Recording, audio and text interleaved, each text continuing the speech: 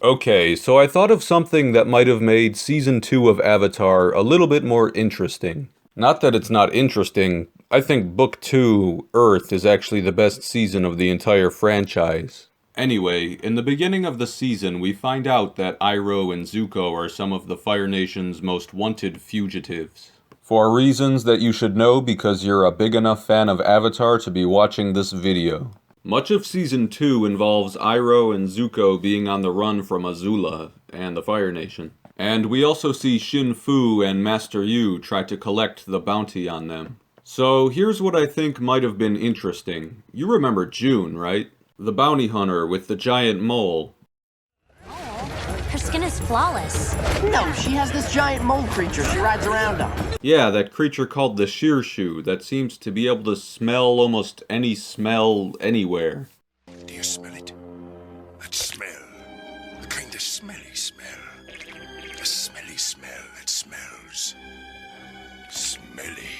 Zuko hired her in episode 15 of season 1 to try to hunt down Aang. And she also appears in the series finale where she helps Team Avatar track down Iroh. Of course you remember this, you're a big Avatar fan. So I thought it might have been interesting if she showed up in season 2 a few times, or even just once, trying to collect the bounty on Zuko and Iroh.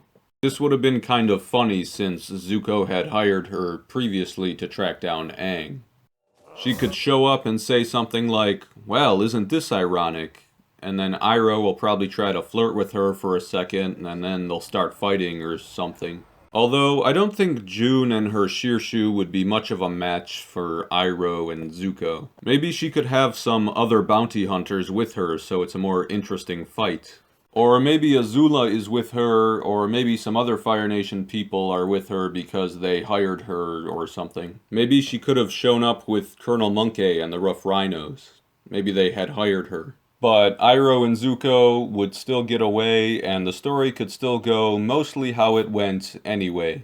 Now, you might think that this could maybe complicate her role in the story at the end of Season 3, but by then the old bounty on them would have been gone, but I guess maybe there would have been a new one. But even then, maybe she would realize Zuko and Iroh are too dangerous to pursue. He was like a one-man army. I think her role in the story at the end of Season 3 could still work. When Zuko shows up, she might get defensive and prepare for a fight or something until he explains everything to her.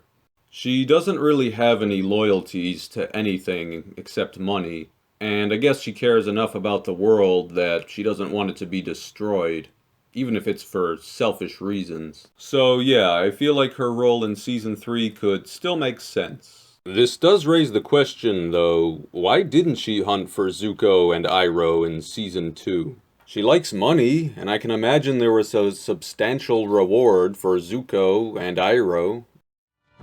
I knew it!